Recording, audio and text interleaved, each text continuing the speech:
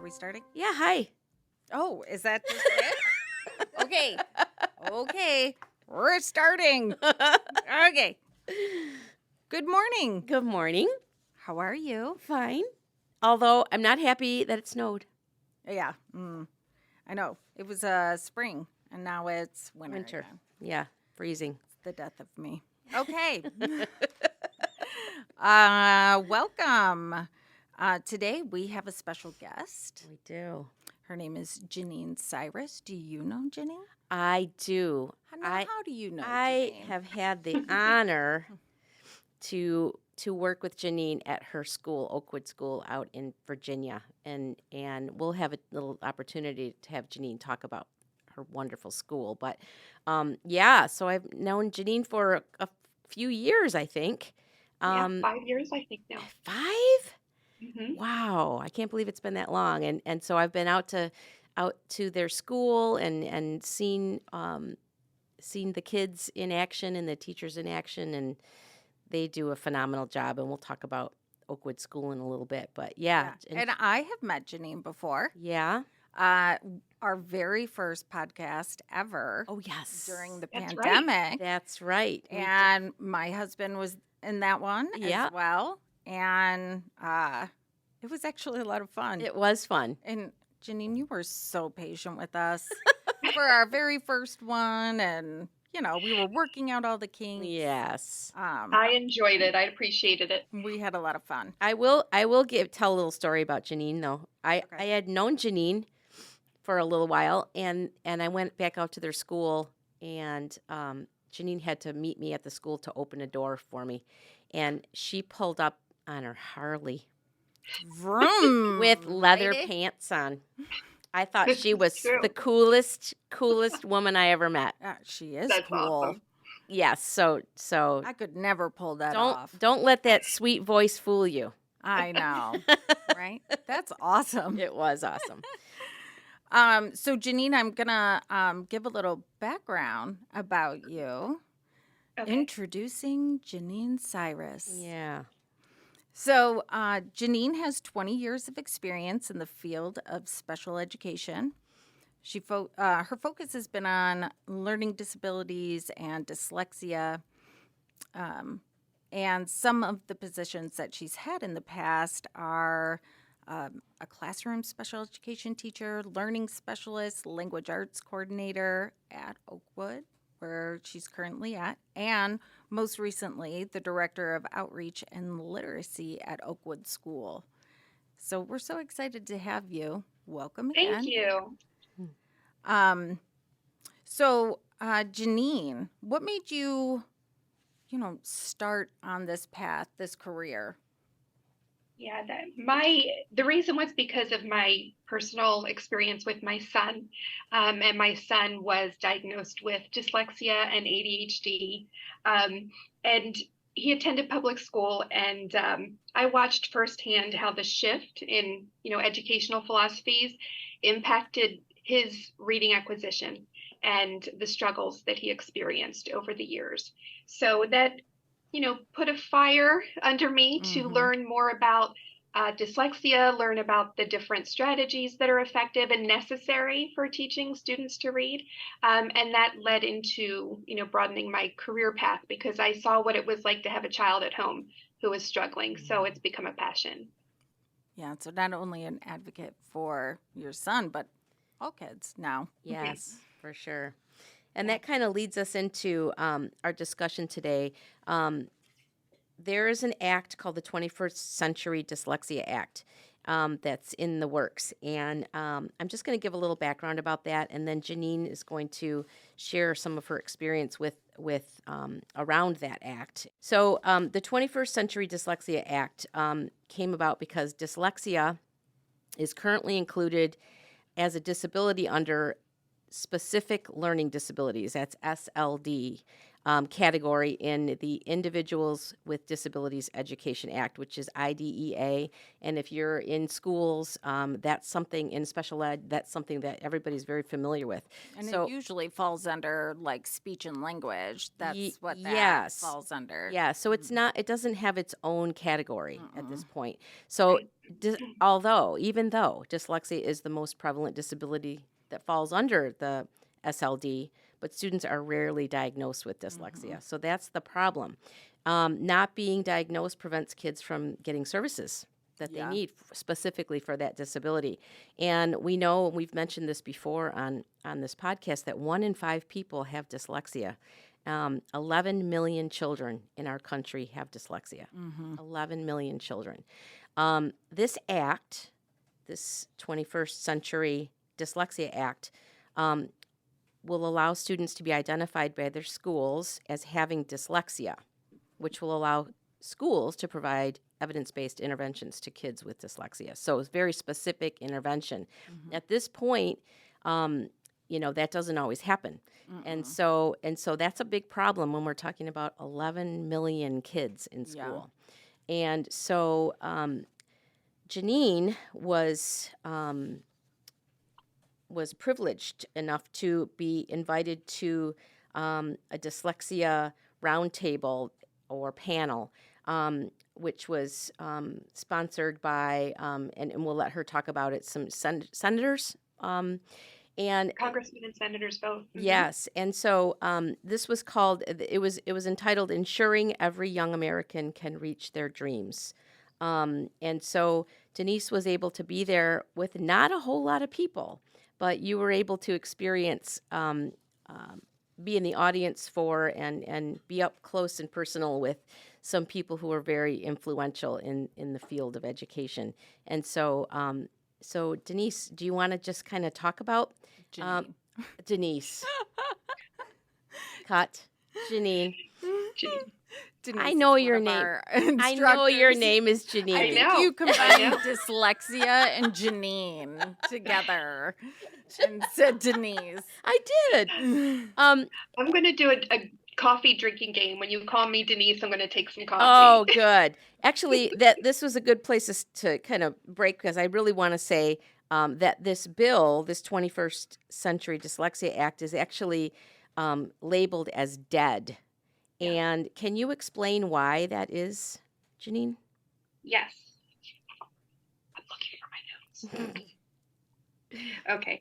So this act was introduced by the 117th Congress, and we're currently in the 118th congressional session. Okay. So when that Congress session ended, because the bill didn't go any further, it's labeled as dead. Gotcha. So I feel very confident that Senator Cassidy is going to be reintroducing this Dyslexia Act. He's a huge, strong proponent for dyslexia research and education. All that being said, it needs to get reintroduced to this Congress, and I would, put a challenge or charge out to everybody who's listening to contact your local representatives.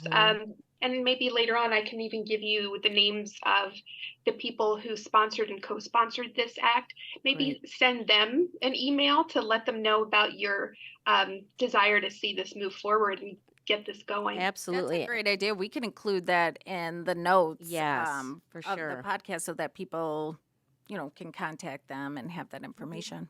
So Jeanine, this panel that you participated in, was it specifically around this act? Was it because of the act that they called together the people? So first of all, before you get into the specifics about what you experienced there, tell us where did this take place and how did that feel? It took place in the Capitol, and it was amazing because I've never been inside the Capitol, and I can say since 9/11, fewer and fewer people are able to access the Capitol, though it does still happen for tours. So not only was I able to go, we were in there, I guess you can consider it after hours. So there weren't many people there. So took some great pictures inside. It was fascinating. There was even VIP. Yeah, right. I felt so important. There was even an escalator I never even knew existed. That was for when I guess there needs to be some voting happening. Okay. The congressmen and senators can take that escalator so they can get there more quickly. Wow. Yeah, it was pretty cool. So, Jeanine, how many people you had to be invited to come to this, correct? Yes. So, do you know how many people were invited to participate? You know what? I'm not sure, to be honest with you. If I had to guess how many of us were there, I would guess probably 100 or less. Okay, so Yeah. so Yeah. that's a privilege to be included in that. I would and imagine. I'm curious, how did that happen? Because there's so, few people Right. that are invited. There were a number of people from across the country who were with this parent grassroots advocacy group called Decoding Dyslexia. And each state, typically, many states have a chapter. So we had people from DDVA there. There was also a number of people from their state chapter of Decoding Dyslexia. So that was neat to meet people from other states who had similar interests. And so I think between everything that Oakwood does and the desire to help and support legislation regarding dyslexia, and I think that's how we were able to That's attend. great. That's great. And so, who was on this panel? The panel consisted of Senator Cassidy, of course, his wife, Dr. Cassidy, and he's from Louisiana. His wife, Dr. Cassidy, actually has a school in Louisiana that is similar to Oakwood, where they do serve students with dyslexia and language-based learning disabilities, and they do a lot of work down there. There were also... Sally Shaywitz and her husband. So the doctors Shaywitzes. And then there were 3 or 4 bipartisan representatives from various states. And that's one of the things that's great about this act is that it has that bipartisan support. Absolutely. So both sides of the aisle, you have Democrat, Republican, congressmen, senators who were all on board. Yeah. And one of the things that was very touching, I mean, there were so many, was that each of those representatives mentioned their personal connection to dyslexia and why it was important for them and why they were trying to help move this forward. I mean, who were you most excited to see on that panel? Because had you met the Shaywitz before? No, I was so excited to see Sally. She actually, I call her Sally as if we're on the first name basis. We're best friends. Right. I'm just saying. Sally Shaywitz has actually been to our school before. Really? She's been to Oakwood, and she even mentions us in her latest edition, the second edition, I believe it is, of Overcoming Dyslexia. Oh, that's so So cool. she's very much a supporter of what Oakwood does and the approaches that we use. And so, she came when I was not working here. So I always felt like I missed out. So the opportunity to not only hear her speak and present her data, to then meet her afterwards and talk to her and her husband, the other Dr. Shaywitz, it was fascinating. I mean, politicians are great, but I love Dr. Shaywitz. I thought that would be who I would be Me excited to see. I actually heard both Doctors Shaywitz speak at a conference one time. And it was fascinating. They were both up there together, and it was really, really great to hear them. And did you get pictures? Yes. Yeah. Good. Of course. Good.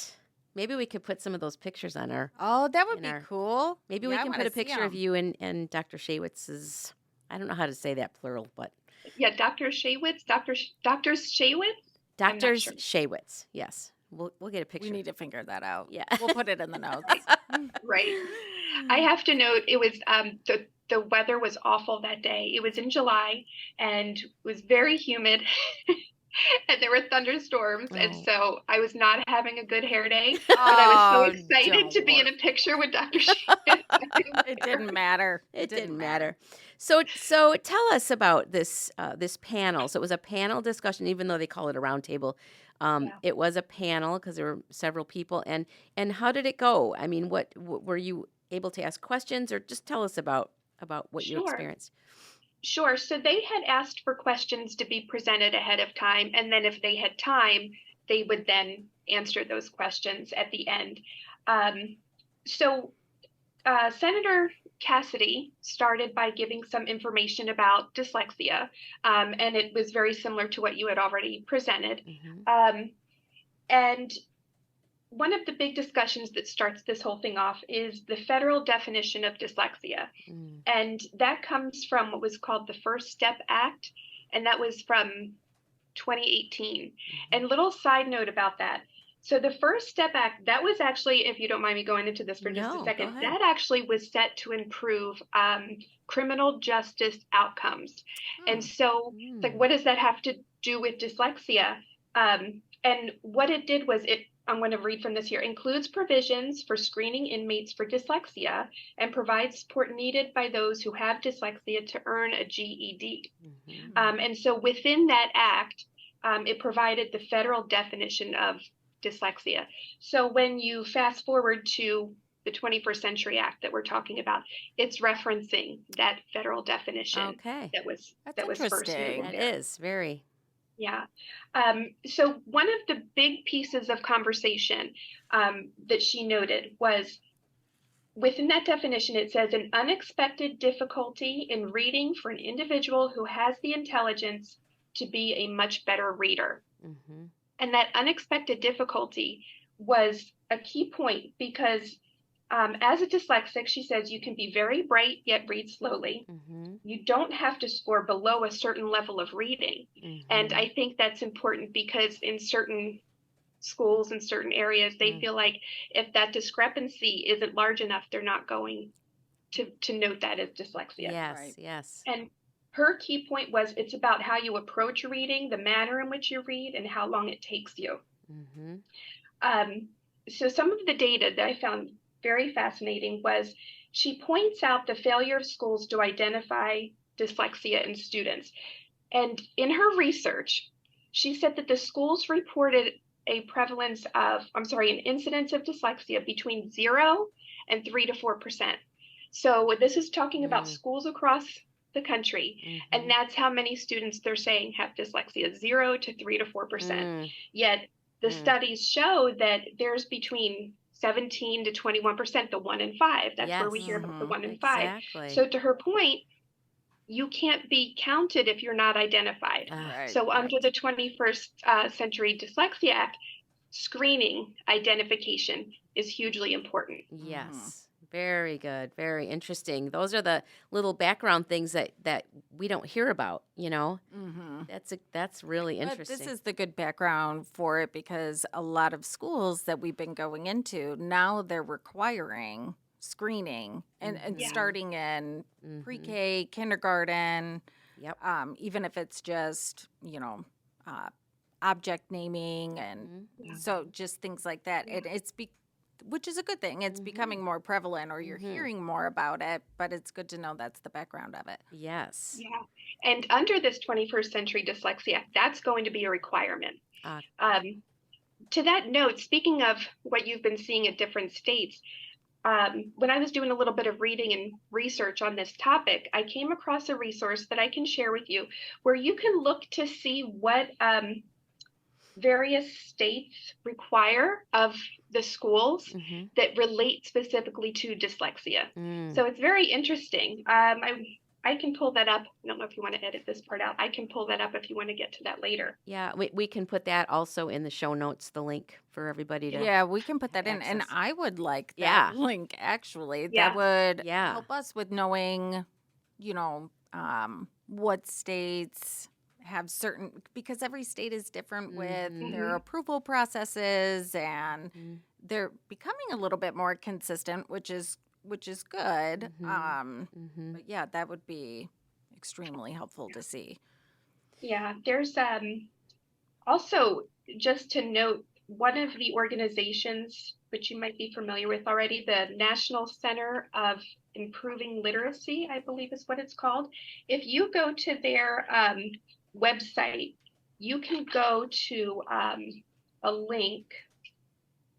Sorry, this is going to take a second. I want to get the right information. Okay, so there's a website called the National Center on Improving Literacy, and you can select state of dyslexia, and then you can find your state and Mhm. you can see what the legislation is in your Oh, state, whether it's passed, whether it's yes. currently, a bill that's being voted on. Mhm. That's So, very helpful. Yeah. yeah, Um, yeah. so if we think back, I almost called you Janice again. I did it again. I don't know why.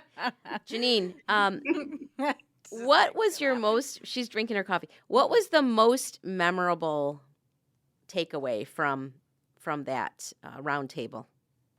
What So for you? I have a couple, Yeah. and one of the ones was this metaphor that Dr. Shaywitz made for dyslexia versus learning disability.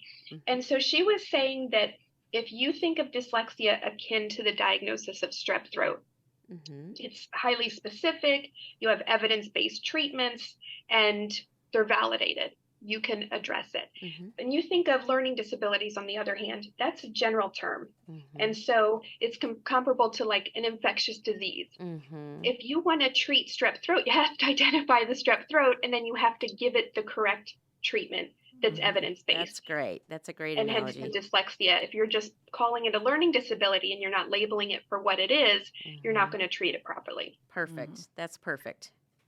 So one of the other takeaways, there was about 4 or 5 key components to this act.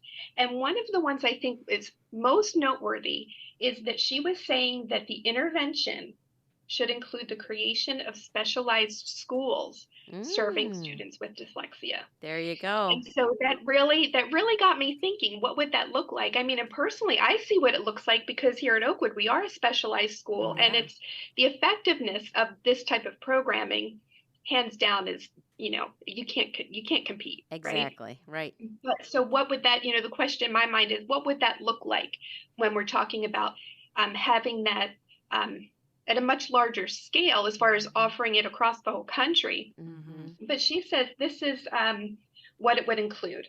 This is where the rubber hits the road, so to speak. Mm-hmm. You're going to have small classes, evidence-based methods, teachers deeply knowledgeable in structured literacy, evidence-based approaches, focusing on the whole child, consistency in instruction across all classes. I think that's huge. Mm-hmm. I think that's something that's missing. Mm-hmm. When you have a specialized school, you have these teachers who are so knowledgeable that they can incorporate those same approaches throughout the school day, not during just a 30 or 45-minute lesson. Yes. Right? You're able to apply it all across. And then in all subject areas, right. across the board. Exactly. Yes. Right. And then the last piece is that dyslexic students, and I love this, can learn about their strengths and that they know that they're not alone. They're with others who are in the same boat, and they don't have to think of dyslexia as something to be ashamed of. Yes, yes, yes. Do you see, I feel like there's there used to be much more of a stigma about it, and I feel that is starting to improve. It's getting better, but it's still there, isn't it? I mean, there's still a stigma about it. Maybe even an embarrassment, about, of course, not being able to read or, So if that goes away, or if we can improve that, right, we can just let those kids learn, without having that baggage that they feel, right. So right, where they don't feel like there's something wrong with them. Exactly. There's nothing wrong with you. Exactly. You're not something that needs to be cured. Exactly. You're perfectly fine. And we love to talk about all the creatives, intelligent, innovative entrepreneurs and amazing people who have dyslexia. And we talk about it all the time. But, I would imagine, I don't have dyslexia, but I would imagine you hear those things and you say, yeah, but that's not me. I mean, you can say lots of wonderful people have dyslexia, but it's still not going to take away, necessarily take away, how you feel about not being able to read, and your everyday experience in school, must be. Well, and to that point, if we're able to do this, then you wouldn't be having those experiences That's right. every day. Exactly. And so that would be taken off the table. You'd be having positive experiences where you are learning. Yes, that would be very exciting. Amazing. Yeah. So anything else? Any other takeaways? Those are pretty much the major takeaways that I had. I mean, there's so much to this act, even more than that, but I would love to see this act get some traction again in Congress and get it back on the bill, have a bill get back out there. So this brings me to my next question. Why would anybody oppose this bill? That's a good question. I wonder if people don't want to have dyslexia in its own category. I wonder why that would be. Yeah, why would that be? What would be the downside? Right. I'm not sure. If I were to play devil's advocate, would that be a funding issue for schools? Well, I was going to say, because especially with that conversation about specialized schools or things like that, it could be, but schools would be required to train teachers. They'd be required to, have special resources, and maybe it comes down to money. Unfortunately, that seems to be always what it comes down to. But if we're willing to fund other things, yes, I can't imagine anybody would oppose it. But that there, that happens for sure. Yeah, that's.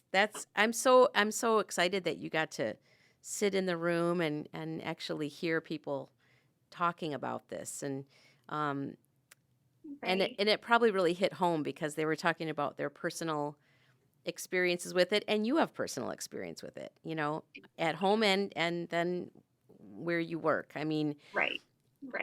So if this bill gets passed, or let's just be positive, when this bill gets passed, Right. how is this going to look in schools? How is it going to change our schools, our classrooms, actually? Right.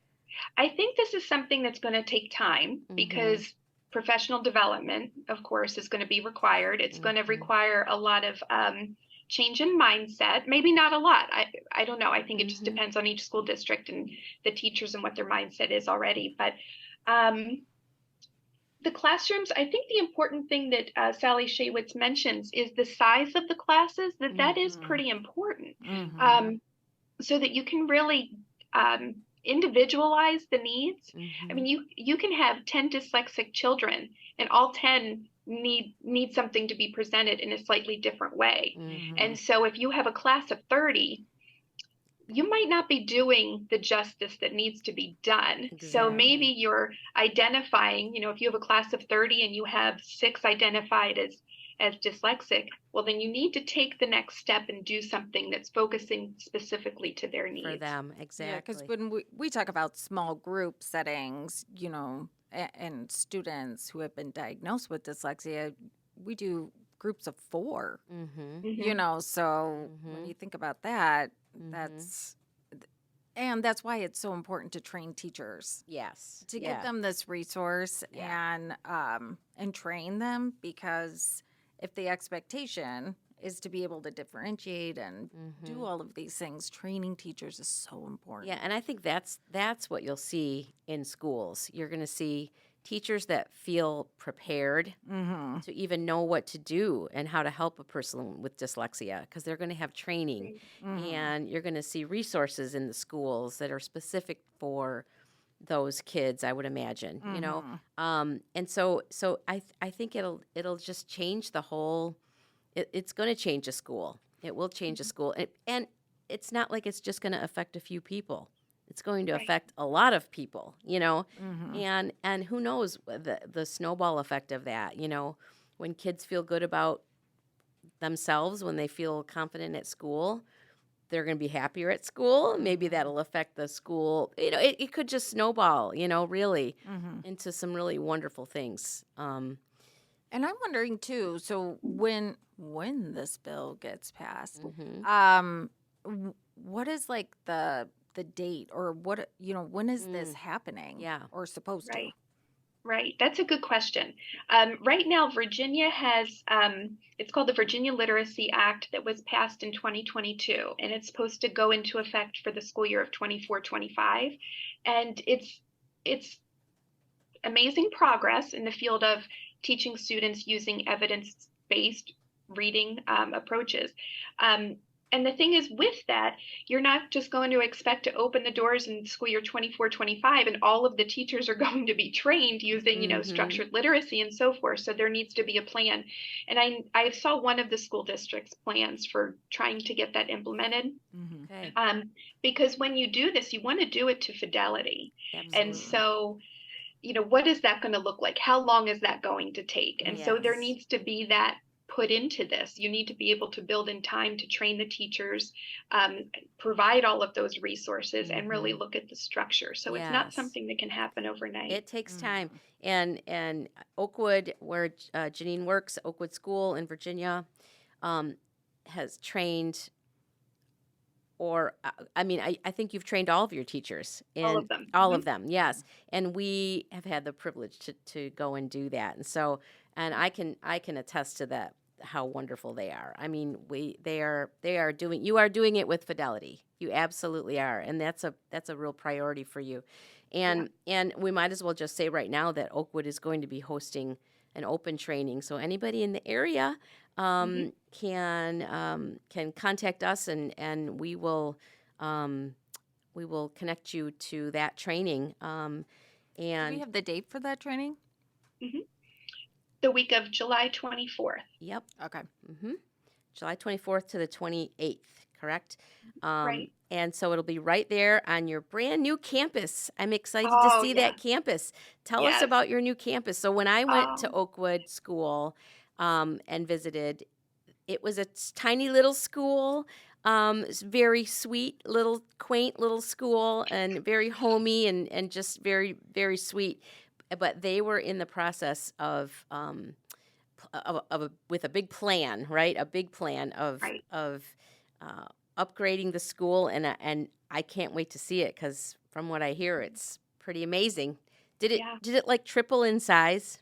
It doubled in size. Doubled in size. Doubled in size. Now, that being said, we still have the small class sizes. We're not going to be increasing that. So every class still 2 full-time credentialed teachers. Everybody's trained in OG, but anyhow, and the class sizes are between 8 to 13. At most is 13. And it's K through 8? Right. And K right through now 8. we have students in 2nd through 8, but we are licensed K through 8. Gotcha. Okay. And as you can imagine, we don't have that many students, parents who are applying, whose students are at that kindergarten level because the lack of identification. So, I think that's going to be so important, is getting that identification piece out to the community. Yes. So, and let me tell you a little bit about these classrooms, Lester, because our classrooms, as you know, when you were here, they were just your typical old classroom. The building was pretty old, right? Yep. So we took into consideration the flooring. So we have specialized flooring. We have specialized ceiling tiles. And between those two things, it absorbs a significant amount of sound, which is fascinating if you can think about our kiddos who are auditorily distracted or have auditory integration issues. We took all of that into consideration, the colors of the paint. This is something I never even knew existed before. BIOS lighting. So BIOS sky blue LED technology. It infuses natural blue sky spectrum with LED lighting to bring the circadian benefits of the sun to an indoor environment. That's awesome. That's awesome. Isn't that crazy?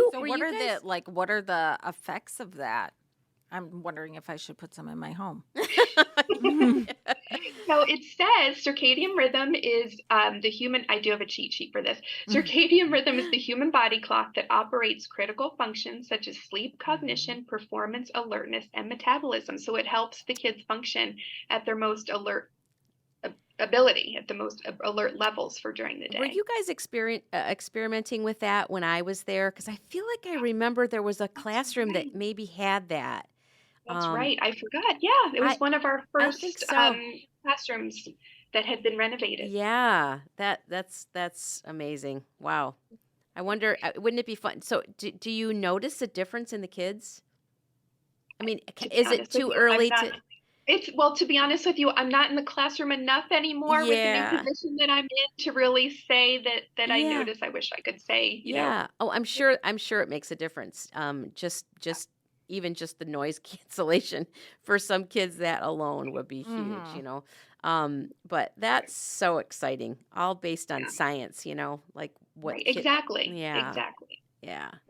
So from this, if there were, I mean, you gave us great advice about contacting our representatives. Are there any takeaways that someone listening, other than contacting their representative, that you would want them to know?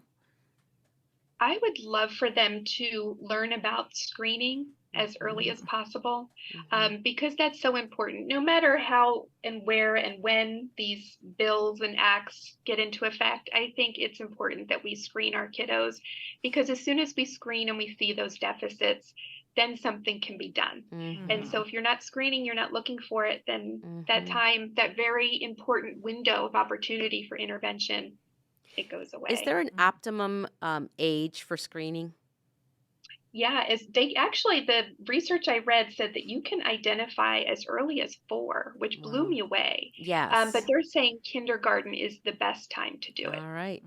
And it used to be that you know, there was a misnomer almost, like, you know, oh, it's too early to screen because they're so young, and they may be showing deficits not because they have a disability, but because they are young, you know, and no they experience. can't read yet. And Yeah. they think the screening is all based on reading. Right. When the screening, when they're that young, It's different. is actually, of course, they can't read yet. Yes, exactly. You know, Yeah. So it's like object naming. Yeah. So that's good. That's really good to know that, you know, they're even going as low as 4, but kindergarten as well. So yeah, that's great advice. Screening in schools.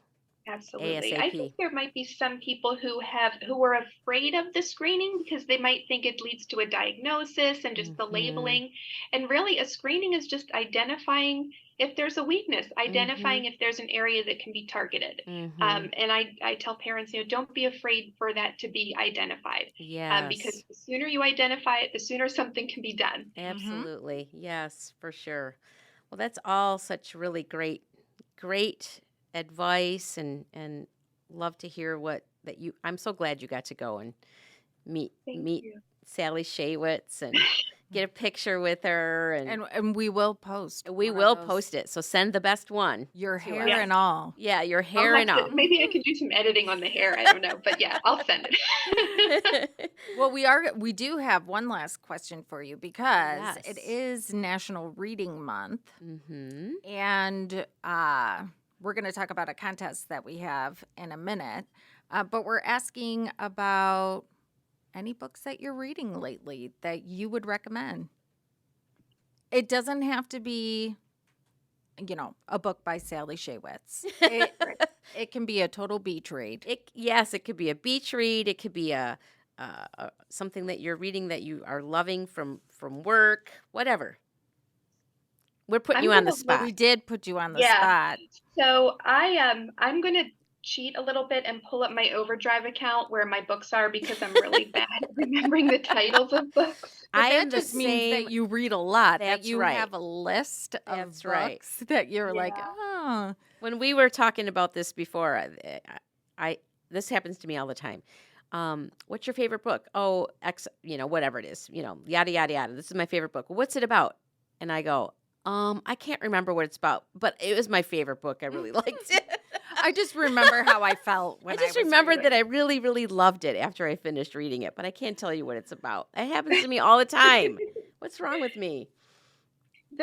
A book that I loved that I read a few months ago, I cannot remember the name of it right now. I'm trying to look. And it was actually a very popular book. I'm sorry, trying to find it. Well, you don't have to be sorry. We put you on the spot. What kind of books do you typically like? Like memoirs, murder mysteries? Yes. I love suspense and thriller, but not horror. I like the suspense. I like crime.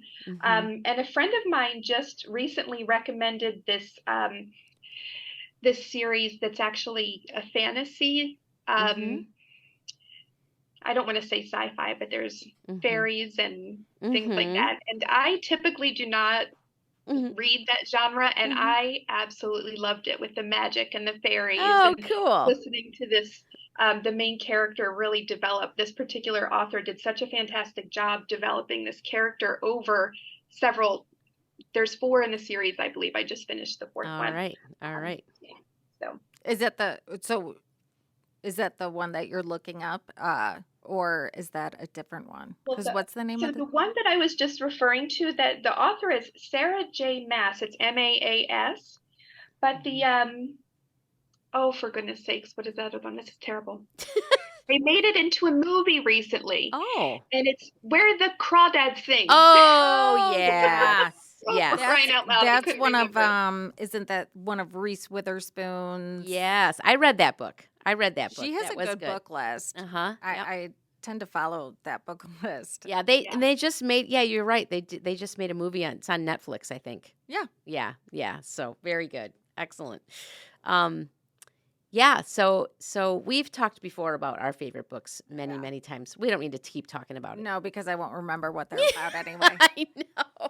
I'm just a big fan of memoirs. But Anybody that lived a crazy life, yeah. I just, and then they're writing about it, or they're, Yes. I love those. Yes.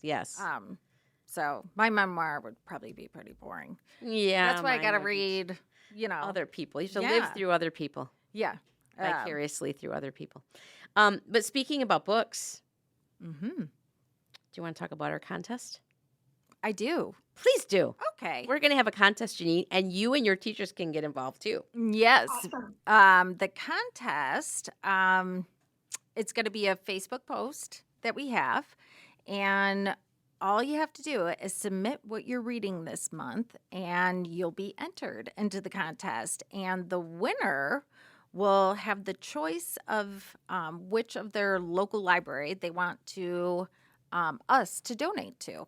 So we are going to make a donation to the winner's local library. All you have to do is enter in a book that you really like that you've been reading lately. Mm-hmm. And it'll be on the Facebook post, and you're just going to put your answer right there in the comments. Do we want to say what the amount of this donation? Only if I get a drum roll. The donation will be $500. Oh, wow. That's great. That's great. Yeah. So that could do a lot of good for Yeah. the library. Libraries are suffering right now, I think, a little bit too. So we want to help them, and it is National Reading Month, so It is. it's the perfect thing to do. Excellent. Absolutely. That's great. So you have to submit this. You have to enter it by March 13th. So get all your teachers and everybody, go ahead and submit and comment on our Facebook post, and we'll get you entered, and then we'll do kind of like a raffle thing, right? We'll just do a raffle, and We'll put your name in a hat. put your name in a hat, pull it out. There you go. There you go. Excellent. Well, Jeanine, it was so nice seeing you again, and thank you so much for joining us. We Oh, it's appreciate my your pleasure. time. Thank you. Thank you. Yes, and I am really, guess what? Hmm. That training that's going on in July. Oh, are you doing it? Yes. So I'm So going to be out. jealous. I know. I'm happy for you, though. I know. I'm super excited to come back. So I'll be doing that training, and I'm excited about it. Seeing And you get to everybody. go to D.C. area? Yeah. That's so fun. I know. It's great. When you were out here, wasn't there someone that you knew? It was like a small world where someone you knew from home or something was Yeah. also out here? Yeah, a group of my friends when I was last in at Oakwood, a group of my friends were in DC having a little weekend. So I took an Uber, and after training, I took an Uber to downtown and I met them for dinner, and we hung around in downtown Oh, that's so fun. Washington, DC. It was D.C.'s a fun It's place. very fun. And then I took an Uber home. It's so easy. It's so easy. Yeah, it was wonderful. So Aw, that's awesome. yes, but so I look forward to seeing you guys again, and thank you so much for joining us, Jeanine. Absolutely. We look forward to having you come out. When I told everybody here that you were coming out for the training, there's so many people who are probably they're already trained, but they want to come out and come say hi to you. Oh, good, Aw. good. I want to Yes. see everybody again. Good. Yes. Excellent. Everybody Thank you loves so much. Esther. Yeah, it's true. Thank- Thank you so much for having me on this podcast. Thank you for Oh, being thank with you. us. We'll see you soon. All right, thank you. Bye bye. So for everybody else, just remember about the contest and to like, subscribe, follow all of our social media. Mhm. Check out the show notes. There's going to be lots of good information in these show notes. Yeah. So check Pictures, those out. links, resources, all kinds of stuff. Perfect. So, Excellent. All right. Great. all right. Nice well, seeing you. it was nice seeing you. Long time no see. Even though I see you every day. I know. I never get sick of your face. I know. I know. I know you don't get sick of I it. know. I was like, it was not reciprocated. All right. Okay. All right. I'll see you later. soon. Okay. Bye. Bye.